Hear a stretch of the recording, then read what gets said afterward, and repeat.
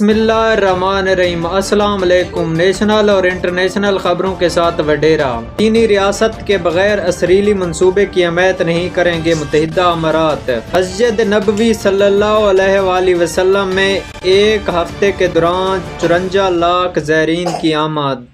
مدینہ۔ ایران نے تحقیقی سیٹلائٹ چمران ایک کامیابی کے ساتھ لانچ کر دیا۔ شمالی کوریا یورینیم آفروزگی کے خفیہ تنصیبات کی نایاب تصویر۔ کانگو حکومت کا تختہ الٹنے کے الزام میں 3 امریکی سمیت 37 افراد کو سزائے موت۔ کانگو کوریا میں موسلا دھار بارشوں کی وجہ سے تاج محل کی چھت ٹپکنے لگی پانی سے۔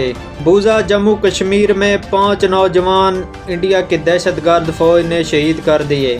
یوکرین نے مغربی میزائلوں سے حملہ کیا تو اسے نیٹو کا اعلان جنگ سمجھیں گے پوٹن۔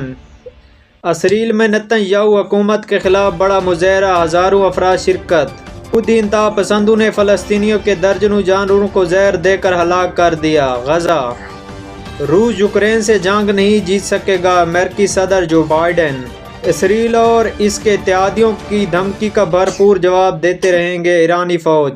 میاں والی سے فتنہ الخوارج اور فیصل آباد سے داعش کا خطرناک دہشت گرد گرفتار۔ چائنا کے لیے جاسوسی، CIA افسر کو 10 سال کی سزا۔